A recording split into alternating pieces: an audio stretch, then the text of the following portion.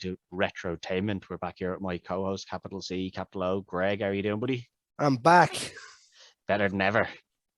Questionable.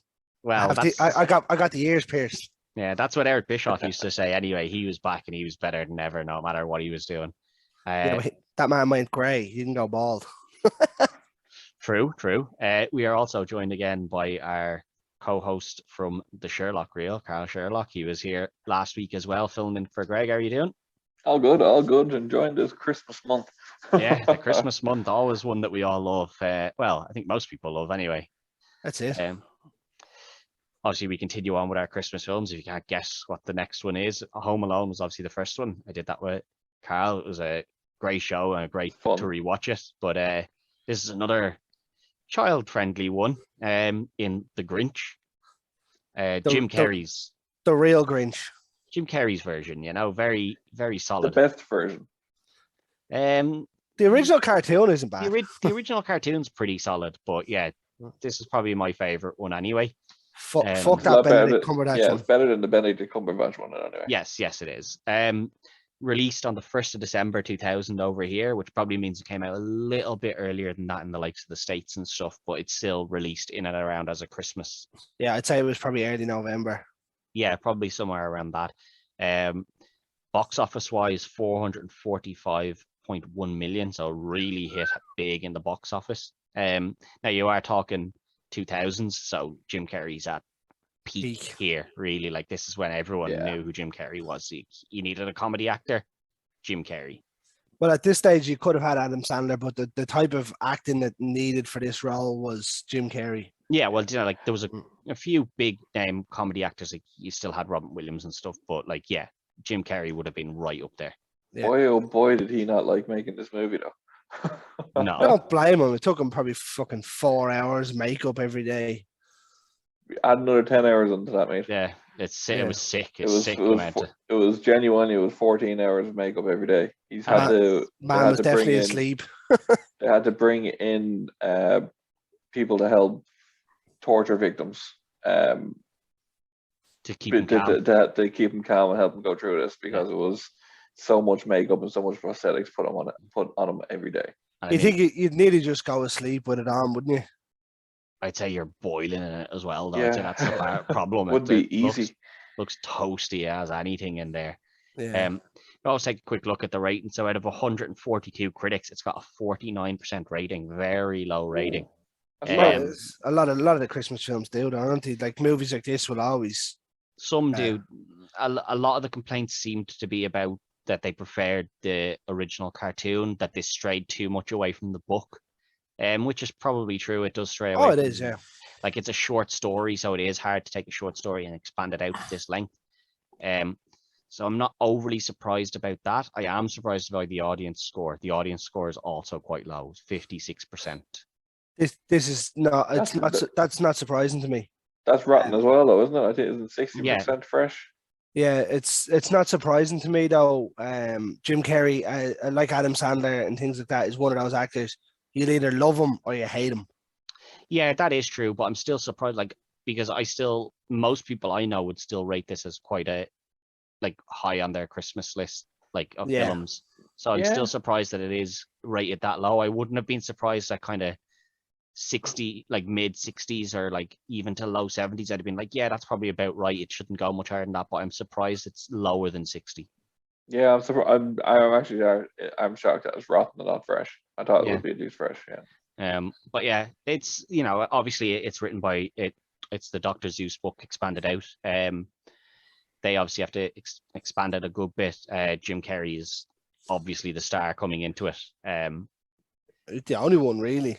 Yeah, the other names aren't really that big. The biggest name to come out of it is obviously Jim Carrey. No, to come out of the film that hadn't really been made would have been the actress for Cindy Lou who's Taylor Momsen. She obviously went on. She had quite a good repertoire in acting for quite a while, and then she's since moved on to sing in her own band, which is quite successful, to be honest. No idea who that is. So they're called the Pretty Reckless. They actually are quite successful, more successful than I thought they would have been. But no, they're they're pretty decent, and like they do have they've done well for themselves. But I love the way this film starts with the narrator coming in and explaining where we are. Obviously, we're in Whoville, but I loved, that he uses the rhymes and everything from the Dr. Seuss books, and he brings us down and explains what's happening. And the shots are mental in here. This is just video. This is just filmed in town of a Christmas Eve, isn't it? Yeah. Much. I love the Cindy Lou Who holding all the presents, and he takes the one out of the middle, and See her face. just sees her face. Yeah, it's so good. Like, and like you can imagine the post office being like that as well. Yeah, obviously, yeah. Very They start off, the premise pretty quick here when she asks her dad, like, what's the meaning of Christmas? And he's just like, well, obviously, the meaning of Christmas is presents. Yeah. So, the story's kind of set out for you where you're like, I see where this is going. The meaning is presents, and that's going to change to something else. But because they're all going to realize that no, their meaning is family and acceptance and things. Yeah. Now this is where you need to lash in your Fast and Furious and get the family memes in. Family. That's what people need to be doing, lashing them in. But we see the first kind of telltale signs of our antagonists here in the Grinch when the 4 teenagers go up the mountain. I like this because it's it's kind of an old horror trope as well. And obviously myself and Greg are big into the horrors where they're like, no, go up, you're scared, no, you're scared. And then they get up there and there's this door in the middle of the mountain. Don't knock the door. I mean, that's pretty serious. Like, he's done some serious work to carve a door into a mountain. Yeah, bury out the mountain. Yeah. Major fracking going in there, lads. Yeah, there was. But I like that it's Max that scares them away. It's like the big thing, and it's just it. Then you see it, and it's just like a little horn at Max's face. And he's just barking at them. And you're like, the megaphone. Yeah. You're like, good boy. He protected his home. That's what he's there for, and he did it. Yeah, genius it is. It's something so simple as well. Yeah, but the Grinch obviously decides it's time to head down to down into Whoville, and we hear the narrator telling us that his heart is 2 sizes too small, and obviously that tells us okay, here's the bad guy, and he has no love, and all this, that, and the other. Very simple storytelling. But when he gets down there and he goes into the post office, I love this where he's like mixing up the cards, and he's like, a bill for you, house payments for you, oh, Granny's dead for you. Like, imagine all that, like, just put anything in Daddy. When you're like, oh Jesus, you get that bill, and you're like, oh, I was expecting a bill for the old mortgage here. Turns out Granny's dead. It's simple mischief, isn't it? Yeah, well, I mean, that might be some good news. He might be able to pay off his mortgage. You never know. Yeah, he might think that, but then that's wrong. So now he's missed his mortgage payment, and he's now in arrears. Yeah, he's in trouble now. And it's done very well. He's in the back. Now how he got into the back is beyond me. But I do like that he comes down. He has the scary mask on his face so that people don't know he's the Grinch. Yeah, even though he's like a luminous green. Yeah, and he's just knocking into people, and he's like, here. And he gives the kids a hacksaw and everything. Is Jim Carrey at his overacting best? Yeah. The way he overacts, but it just suits the role so well. Yeah, the man's a genius. Because I mean, the Grinch should stand out. He's taller than all of them by about a foot or more. And he's got big green hairy fingers. I mean, you see that bit of green at all, you should be like, I think I know who that guy is. I think you need to go get yourself checked out, mate. Yeah, so like the overacting works because it's so obviously him. He's not blending in at all. But he gives like kids a hacksaw and everything, and then he's in the back, and Cindy Lou goes into the back room here, and he scares her. She falls into the sorter. The sorter, which is just this big machine that, like, I don't really know what it's sorting. Like, yeah, they're just been put onto a conveyor belt. That's not really sorting anything. I mean, there gotta be a machine or elves or something somewhere.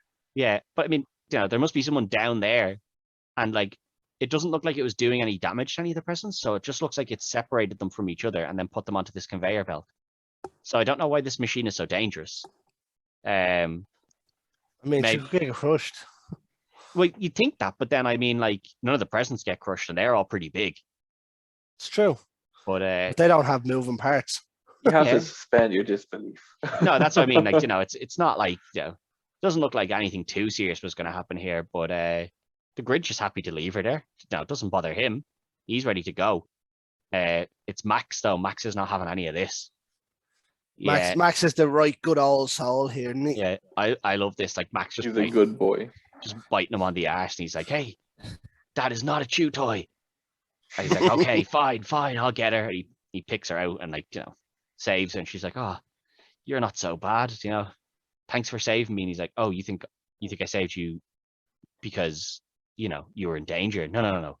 You just were not wrapped up properly, and I couldn't have that."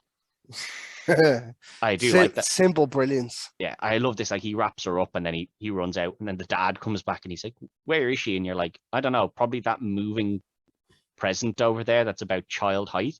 That's I'd probably- calling you with a mumbled voice. Yeah, I'd probably guess that's where your child is now, to be honest. But I love his thing. "Oh, you're practicing your rapping. I'm so proud of you." You're like, I do wonder how much of this film was ad-libbed. A lot, I'd say. yeah, I think a lot of it probably was, yeah. Because I wonder it doesn't seem like stuff you'd write, does it? Like, it doesn't seem like, "Oh yeah, I'll write that down. That seems like a good line for somebody." Yeah, I'd say a lot of it. Yeah, I'd say probably 80% or 70% of his. yeah, I'd say he gets a good bit of this in. Yeah. But it cuts to them going home here, and the mother is out and she's hanging up the Christmas lights and stuff, and she's really competitive with the next door neighbor. She's taking the gun. Takes all the lights out. "I took the light bulb out of the fridge, and is that the chandelier? Yeah. We just need to win this year." You're like, "Jesus, you're going ham here, taking all the lights out of the house. It's gonna be pretty dark in there." And then you're one with she's like, "I've got this old, it's so nice, isn't it? An old ornate. Although this is not an old." And she takes off this wrapping present out, like, how the hell did it get put there? And it's just a gun, a big machine gun of lights. This is a Jesse the Body Ventura kind of gun. Yeah, straight up pelting the house out of it with lights. I mean, if they're coming out at that speed, they are smashing out of that wall. It's so good because it plays perfectly. Yeah, it's so good. No, I mean, putting up Christmas lights is the worst thing in the world. I mean, See this thing behind me? Oh, the nightmare of doing that. But if you had a gun like that, lads, you'd be sorted. Yes. Yeah. Good old painless would have made it painless. Yeah, it would have. But that scene doesn't really go anywhere. It's clearly just there to show that to introduce you to the next door neighbor. That's pretty much it. That's who's obviously the female lead of the older female lead. I suppose Cindy Lou is technically the female lead of the film. Yes. But you get introduced to this, and then we see the Grinch go back up to his house in the mountain, and this is where they put all their bit rubbish. Away, in fairness. It is, but this is where they store all their rubbish. Man lives in a dump. Yeah, but like, you can't just send all your rubbish up to the mountain because eventually it's going to come back down. Terrible idea. I mean, he might as well live at Anfield at this stage. But like, they all fear him, and they think he's this terrible person. If he wasn't up there eating their rubbish, it would all have come back down by now. He is saving that town every day. Yeah. Oh yeah. Bit by bit. Yeah, bit by bit, he's eating bits and pieces of the rubbish. And I do like this, like the beer bottles and all. He's eating the beer bottles and all that stuff. It's so outlandish as well. I mean, it works with his character. If you're making this movie now, that doesn't get put into it because you get some fucking dopey kid that'll try and eat the beer bottle. Yeah, you probably do. What happened? That's actually very true. He cut the gums off himself, and you didn't put a warning on it. You're getting sued. Fuck off. It's a glass beer bottle. Why did you give it to him? Yeah. But I like this. He goes in and measures the size of his heart, and he's like, down a size and a half. This is brilliant. So like, even when he's happy, his heart is still shrinking. So that would make his heart 3.5 times too small. I don't know. I don't know how the maths would work because it's already 2 times too small, and now it's gone down a size and a half. But a size and a half of already being 2.5 times small. I don't really know how the maths works out. Well, I'd need Scott Steiner on it. We're not mathematicians here. No, lads. I'd need Scott Steiner to explain it to me. He's the maths genius. Of course. But I like this. You know, he's up there and he's like, I don't need to be down there with all of them. I've got all the company I need up here. And he starts, you know, the echo around. Hello, hello, hello. This is quality. This is again. This has to be ad libbed. Yeah, I'd say so. See, I don't know because I think this It's needs probably to be written planned. in that he had to shout something, but it's up to him what he shouted. I think to an extent it is. I think the last line is obviously pre-written because they have the echo come back where he's like, I'm an idiot. And then the echo comes back, you're an idiot. I think that needs to have been pre-written. I think that has to have been the premise, but they were like leading up to that, say whatever you want, but that's the finale. Like, yeah, say whatever you want. Santi's not real.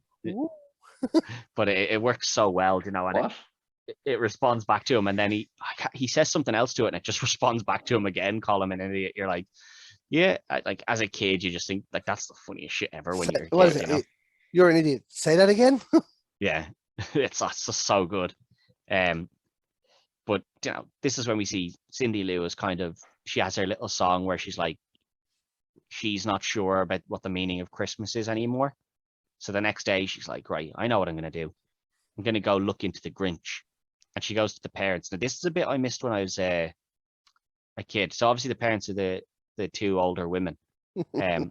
So first of all, are they like, was this a little bit of a nod to the fact that are they a lesbian couple, or because they're swingers? I don't know. See, I don't know, because there's never any mention of a husband, and the two of them just live together the entire time. So I don't really know if you know, this was sorry, those two are, well, yeah, I think they're supposed to be lesbians, but you remember when they're talking about the party and you see how the Grinch comes. Yeah, that's what I was going to say. But I think that's the story there. And then they're like, yeah, we were having a party, and you just see everyone putting the keys in the bowl. That I did not notice that as a kid. And I was like, wow. Yeah, it's so funny. As a joke for the adults. Yeah, and you're like, seriously, no need for that joke. Like, absolutely no need. Like, it added nothing to the film. I'm sure Greg knows. He appreciates when there's adult jokes in kids' films. Oh no, like no, it's very good when you go back and you see it now. But you know, like if they didn't put that in, you know, it doesn't change anything at all. Like, so it's just something there. Like, let's just get this in there for the you get another big joke then probably about 30 seconds later when you see all the babies getting delivered and your man opens the door and he's like, the baby's here and it looks like your boss. Yeah, it is. That's a great joke. Now I do remember that. I remember that joke from, you know, back then, but I do not remember that little scene with them putting the keys in the pole from when. At that age, you wouldn't have known what that. They make such a big deal about it as well. Like, yeah, but the thing, like, in the window. I've watched this, you know, not every Christmas, but I'd watch this frequently enough, and I was like, geez, every time I see it, I'm like, geez, I do forget that they put that in there. Really not needed. Finn was obsessed with this movie for a while, so we watched it from like Christmas till July. Yeah. Oh Jesus. Yeah, but I didn't mind. Yeah, it's a good enough film to sit down and watch. You know, it's entertaining enough. We then get to see his school years, and we get introduced to, you know, Martha, who's the next door neighbor at the time. And she's like, you know, she's obviously quite smitten with him as a child, like, which they don't really explain why, because he does not seem to be in any way communicating with anybody. He seems to just sit there as this big green ball of fur. And he looks so angry. Yeah, he's always very angry looking. But we see the mayor as a child there as well, and he's just, you know, he's the typical school bully. You know, like, he's the rich kid, and he just bullies whoever's the kind of weird kid in the school, and he makes fun of him, you know, because you've got a beard and everything. Weirdly, doesn't have a beard. Why don't you get a razor? Yeah, weirdly, doesn't have a beard. The rest of his body really hairy, smooth as chin. I think that's supposed to be part of the joke as well. Yeah, I think it is, but like, that's, you know, you're 8 years old and you've got a beard. I mean, he doesn't. Like, you had so many more jokes that you could make. Clearly doesn't have a beard though. Like, everything, the rest of his body's super hairy and green. Probably not the one that you need to be going for there. I mean, apart from the green, I am the Grinch. Yeah, but well, you're also not eating glass bottles. We would like to let everyone know that, you know, don't try that at home. Don't sue us. Yeah, if you're eating glass bottles. that's your own. That's your own business. That's your own thing. You know, you look New into that TikTok yourself. trend, lads. New TikTok trend. But obviously he brings in this decoration, you know, and at this point you can see that they do reference the fact that he was never really into Christmas at that point of even up till then, but he'd gotten into the spirit, makes her this angel thing, which actually looks quite good, considering it's made of, you know, rubbish from around the house. He's actually done quite a good job. But then he obviously tries to shave himself. Man, that razor looks terrifying, doesn't it? He tries to shave because, you know, that's the thing that was made a joke of. This is where there's brilliance. That, you know, everyone's giving out the presents and he's hiding behind the coats. And he comes out with the bag on his head. And the teacher's like, take that bag off your head. So he sits down and puts the book up. Take that book down. He puts the book down and his shoe is up on the desk. It's just pure simple genius. Yeah, just childish comedy. And you're just like, oh, he's really hiding that face well. But then, you know, it comes down and they see that he has the badly shaven, you know, the old comic bits of tissue stuck onto you because you're bleeding and stuff, like the old classic. And they all make fun of him. Even the teachers laughing at him. Yeah. That teacher's an arsehole. I mean, this is a bit rough. Like, this kid is clearly getting bullied quite a lot all the time, and you're still laughing at him. Like, you know, no wonder this kid didn't like any of you. I mean, the cuts happen when you shave. Not that I've done it in about 10 years or more, but you know what I mean? Like, this kid's 8 years old, and you're laughing at him. And you know, not only that, they laugh at him. You know, he decides he hates Christmas, picks up the tree, which is an impressive feat for an 8-year-old. Like, that's pretty strong, like above his head. And I do like this, that, you know, they pan out to Martha in, you know, current day, and she's like, so strong, so strong. Never lost it. But like, you should be terrified of this kid. Genuinely terrified. This is an 8-year-old kid picking up a tree and like throwing it through the school window. I would not be messing with this kid again. I mean, like, I don't care how green and hairy he is. I am not making fun of that kid again. You can tell he's different. Yeah, but you're not making fun of him again. Not after seeing that. No, this guy will seriously fuck you up. Yeah. But then he runs away. He's 8 years old. He ran up the mountain and nobody went after him. And they wonder why he hates them and hates Christmas. True. Good point. Like, you made fun of an 8-year-old child at Christmas, you know, ruined Christmas for him. Then you let him run away and none of you went up to check on him. I mean, no wonder he hates all of you. No wonder he thinks these are all assholes. They are all assholes. Yeah, well, I suppose Martha is never really an asshole to him. Like, she doesn't laugh at him. She gives a small laugh, but at the same time, you know, she seems quite upset when he does leave and everything. So I think, like, she's the only one that doesn't treat him quite poorly in the school. Yeah. But yeah, they do not treat it. Like, no wonder he hates them. And then it cuts back up to him, and you know, he can still see that the memory of that day still haunts him now. The razor. Yeah. But he gets voted as the cheermeister, which is a great idea. You know, like, let's have one person that we feed all of this food to, like, in a sickening manner as well. Like, not even like, oh, can you just taste this bit and then taste it? We'll all come up and just ram it into your mouth at once, like as if you're going to be able to tell what tasted like what from there. So funny, though. Yeah. Sit in the chair. Nuh-uh. Not getting that chair. But you know, he gets voted, and you know, Cindy Lou goes up and tells him, and she's like, "There's a prize," and he's like, "Oh, a prize, you say?" So I'm the winner. So that means everyone else was a loser. Now we're talking. Okay, I'll go. But he tells her he'll go, and then he's like, oh, I won't go, I will go, I won't. And then he sends her down the chute, which, as a kid, you're like, that thing looks, you know, super fun. That's a slide from all the way up that mountain, all the way back down into your town. That looked like great crack. I'd be knocking up to his house every day. Can I go down the chute, please? He'd love that. Yeah, he'd hate it. I'd be like, yeah, don't make the way out of your house so fun. But he kind of make you walk down though. Yeah, true. He probably would. Yeah, he probably would. But just make sure you get in. Once you're in, he's gonna hit you. Yeah, once you're in, he'll put you down there. So you just have to get past the door. And I think Max would have let you in. Max seemed like a pretty chill guy. Once you got past, yeah, like once you got past him barking into the megaphone, seemed pretty chill. True. But I like this. He's like, I'm not going, and he's got what I've got plans. What have I got? Loathing myself. Oh yes, yeah, I can't cancel that. Dinner with myself. I can't cancel on me again. What would I wear? Yeah, what would I wear? And he goes, he gets this, he gets this, he gets this. No. And eventually it's, oh, I'll just steal that yodeler's clothes. Why are you up there? Why is that guy up there? So funny. You just see the hook coming out. Whoop. Yeah. But he puts on the yodeler's clothes and he's like, no, that's it. I'm not going. And he's been hemming and hawing this whole time. And then Max is like, oh, you're going. Just pulls the rope and sends him down. I mean, he's definitely not even in the same place that Cindy was. No. That's the trick of his house, Greg. He's the Grinch. That's the trick of his house. It's all like a big tunnel. Yeah, it's all one big tunnel. But he comes flying down this thing, just in time to accept the award, and just flies down and crashes straight into Martha. And this is again like a kind of bit of the adult joke, isn't it? Where he lands. Yeah, like it's the adult joke, but a kid will still find it funny, but they won't get why the adult finds it funny, sort of thing. Yeah. But I love this. He gets given the thing, and the whole time he's getting given, he's like, the child mentioned a cash reward, a check, and they're like, no, nobody mentioned a check. Stop asking for a check. What's he gonna do with a check? Like, where's he gonna cash it? I'm sure they have a bank.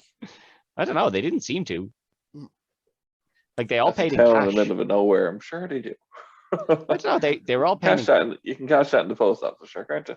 Yeah, maybe that's what he was. Maybe he was going to go to the post office. He knows his way around it anyway. And then he gets his prize. Yeah, he gets the prize. Now, before he gets the prize, he does have to participate in some, stuff like we were saying, like the chair of cheer, eating the stuff. The sack race he's loving. When he beats all those kids, and he's like, I beat all the children. Yes. And you can see Jim Carrey doing that himself, like along real powerfully. Yeah. Knocking that one kid to the side. Get out of the way, kid. I'm winning this sack race. I mean, there was no rules. No, I mean, there's never rules in a sack race, well, there is. You have to keep your 2 feet inside the sack and you have to jump. But like, outside of that, knock over who you want, kids. But yeah, he wins this, and then they give him, here's your Christmas present, and it's obviously a razor because that's the one thing that's going to trigger him. Of course. And it comes from the same person who was slagging him over his beard. Exactly, yeah. And well, again, don't piss off the guy who's super strong. He gets his. Yeah, he destroys the town. And I love the thing where he gets into the little car and he's like driving along on it and crashes into the fire hydrant, and the explosion is just insanely disproportionate. It's huge. Michael Bay style. Yeah, like the whole place just goes up in flame, and then he's like, right, I'm off home. Thanks, lads. That was good crack. Although he shaves the mayor's head. He does, yeah, shaves the middle of his head. As you can see there behind you. Yeah. Well, he had to do something. He makes one final little, like he tells them all, yous are all just obsessed with the presents and stuff, and calls them out for being terrible people, and then takes down the mistletoe. Just holds it over his arse. Like, that's the one tradition he likes. Like, it's just like, that to me is ad-libbed, like. Oh yeah, probably, yeah. 100%. Yeah. I can't see that being written in. It's another little adult joke. Yeah, like they kiss my ass Kiss joke. my ass. So good. But he goes back up and he's like, all they ever care about is those presents. So he comes up with the plan of, I'm going to steal all of those presents. That's pretty good. Like, we've already seen his tinkering ability in the present he made. So he makes this big sleigh that he's going to steal all the presents in. And I like that they wait, they show the scene of Santa leaving before he goes down. So it's like he's planned this well. But he goes down on this sleigh with this big Hoover on it. And he lands on He's got a giant Dyson. Yeah, he lands on the roof of of Cindy Lou's house, and the 2 parents wake up, and they're like, "What's that?" And they're like, "It's Santa. Go back to sleep." And the 2 of them just crash back out, and he goes down. That would happen. Yeah, but I love, like, he goes back down and he eats all their food. Bert rips he has the moths in like a bag that eat all the stockings and stuff, and then he hoovers up everything with the massive Hoover, and as he goes to take the tree, Cindy Lou comes down and she's like, "Oh, Santa, don't forget the Grinch." And it, this is where you see him kind of falter again. He's like, The heart starts to grow here. yeah, he's like, maybe I shouldn't steal it. And then he's like, go back to bed. I'm stealing Christmas. Screw this kid. After what is it? It has to go to Christmas tree maintenance or something, isn't it? Yeah, one little light's not working, so I'm gonna take it back to my shop and I'm gonna fix it and bring it back. Yeah, I mean, rather than changing one light. Yeah, rather than just fixing this one light bulb here, which I clearly could do, I'm gonna take it all the way back to the North Pole and bring it all the way back here. Before we continue on this, have you heard a theory about the Grinch and Nightmare Before Christmas? No. Nightmare Before Christmas overrated.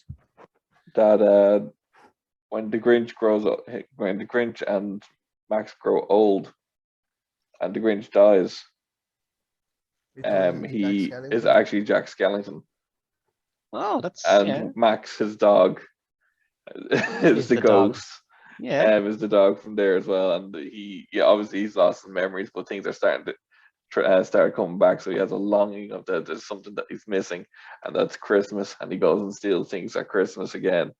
it's an interesting theory. Yeah, it kind of works. I still prefer the Frankenweenie one that runs into them. That's one I haven't seen. Is Frankenweenie and Paranorman. Yeah, that works quite well as well. Paranorman, I think, is the first one, and when they die, they become Frankenweenie, and then they become Jack Skellington. Yeah, no, I do like them, but like it is an interesting theory, all right. I hadn't heard that one. That isn't It's pretty good, isn't it? It's an interesting one, all right. Yeah, and it does work to an extent, like as well. But yeah, I love this. Like he steals all their stuff, and there's obviously the scene with the the cat that comes out and just mauls him constantly. Mauls him in one house, he puts it back, goes to another house, the same cat mauls him, like, and then that cat's defending Christmas. Yeah, but like this, he gets to the mayor's house and he's like, puts the dog directly over him and has him, kiss the dog's ass. And like, I like this, the dog like scrambles off, like doing the old dog thing of running its ass along the ground, scooting off. Yeah, but like it's the the indignation in the dog's eyes, like in Max's eyes. You're just like, yeah, okay, I get the joke. Yeah. He wasn't up for that at all. No, not at all. Didn't like it at all. But when they all wake up and obviously all the presents are gone, the Grinch is expecting them to all be crying and tears and all this. But they all come out, and the first thing that they do is the mayor, in front of everyone else, turns on this little girl and says that she ruined Christmas. Like, it's your fault, man. You brought him down here. You're a dick. Like, this is a little child, Yeah, she's only trying to help. Yeah, like, and she's like, this is the first time we see her dad kind of stand up for her and be like, no, she was right. We had become materialistic, and she was just trying to get everyone back together. And then they all, like, I don't know, they all just like, yeah, the little child was right. We need to forget about all the gifts and just, enjoy Christmas and stuff. So the Grinch obviously hears them singing up on the mountain, and he's like, wait, this isn't right. They're meant to be crying. What's going on down there? All this happiness, and his heart. This is the bit that kind of, I don't know, they don't really explain too well. This is what makes his heart kind of start growing. And you're like, yeah, because it's the forgiveness. Yeah, but it's like they're no longer materialistic, so his heart starts to grow, but they haven't really done anything for him. Do you know? It's just the voices they offer him. Yeah. Now, obviously, at this time, Cindy Lou has wandered her way back up this mountain again. I mean, they mustn't be that far away. They mustn't, but it's still a big mountain. These people need to stop letting their 8-year-old children wander up this mountain. Like, they really need to stop that. Like, it's a treacherous mountain. We've seen that. Stop letting young children go up, please. Yodelers go missing. Yeah. Also, all of your rubbish. Come back down the mountain naked. I mean, Jesus. All of your rubbish goes up there. Some of it marked toxic waste. I mean, stop letting young children go up there, please. But she obviously goes up, and she doesn't actually find the Grinch, but he's his heart regrows, and he's like, maybe I should give back the gifts. But he sees the sleigh about to tip over, and he's like, well, I suppose they don't really want the gifts. You know, they're happy now as it is. And she just pops her head over. I mean, why? Why was she up there? But yeah, you know, maybe she was, you know, she's a young kid. Maybe she wanted some gifts for herself. She was like, well, what we got up here, you know?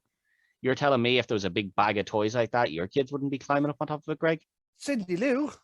I mean, of course she's going to be up there looking through those toys, seeing what she can get.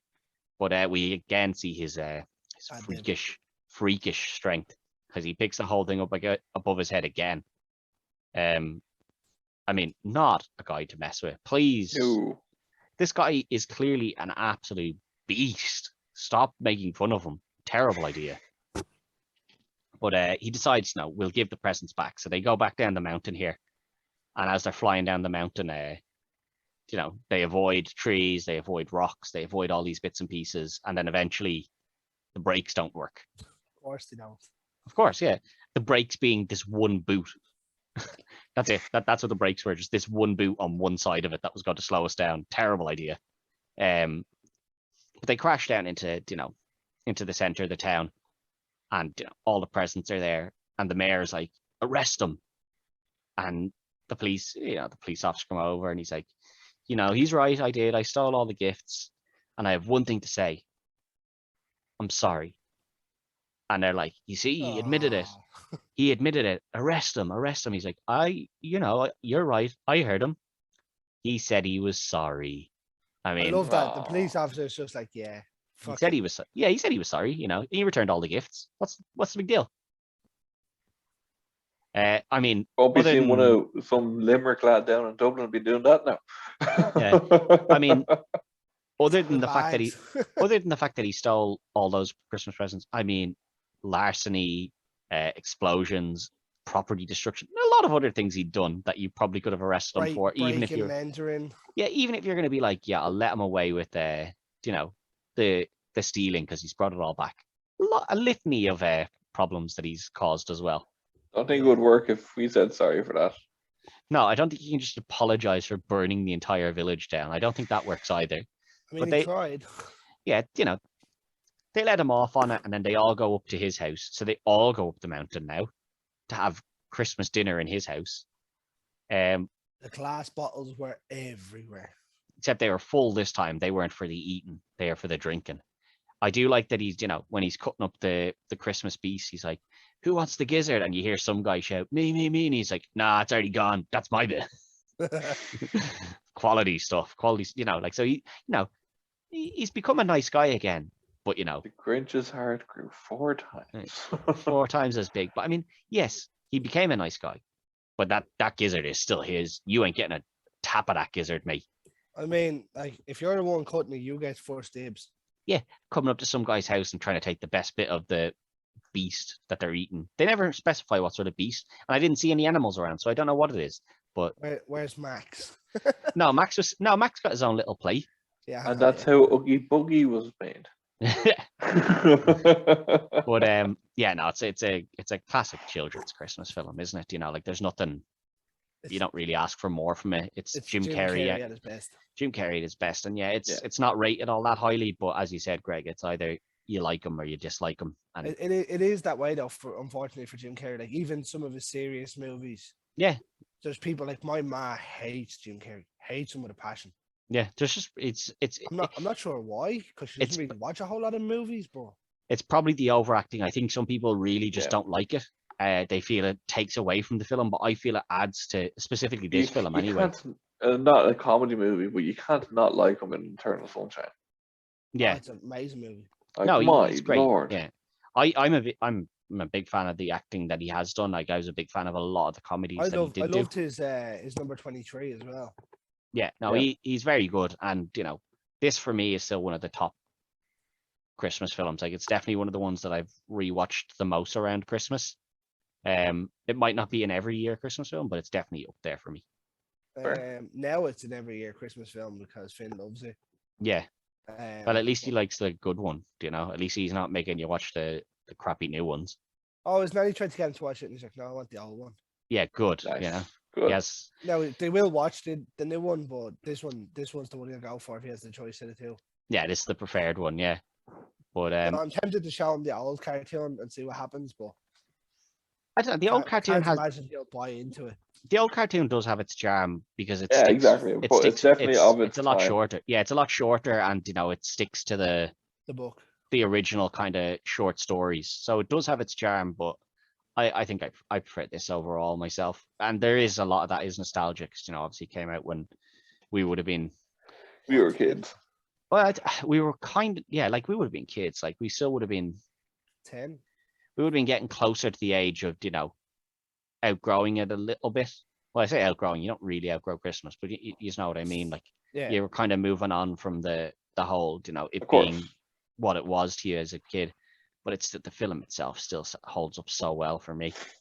And unfortunately, obviously, Jim Carrey had to sit through 14 hours of makeup a day, but that was for my enjoyment, and I appreciate him for that. Exactly. And we can let him away with some of the bad stuff that he's done. Yeah. But obviously, that's it for this week. So follow us on the Dynamo Podcast Network on YouTube and on all audio platforms for any podcast. Follow Carl on the Sherlock Reel, and the three of us still have our Retrotainment recast, which will be coming out. It's Greg against Ted. Yeah, coming out on Thursday. Me versus Greg with Carl as the judge. I lost. Ted beat me last week. Down, boy. Ted beat me last week, so he's going up to defend his championship up against Greg. Pirates of the Caribbean: The Curse of the Black Pearl. Yeah, very tough one. Fiverr says there's a knockout. Yeah, very tough one to do. Obviously Rocky was the one that I beat Carl on. The Muscle Men films seem to be my forte. So I wonder why that is, Ted. Keep picking them, lads. I'm great at picking big muscly lads for films. It wasn't without controversy if you haven't seen the episode. Yeah, but it's the same. We did Predator. I battered people in Predator as well. You pick these films where you have to pick the big muscly guys, and I know which muscly guys work in films. I gotta keep picking them. So until then, good luck.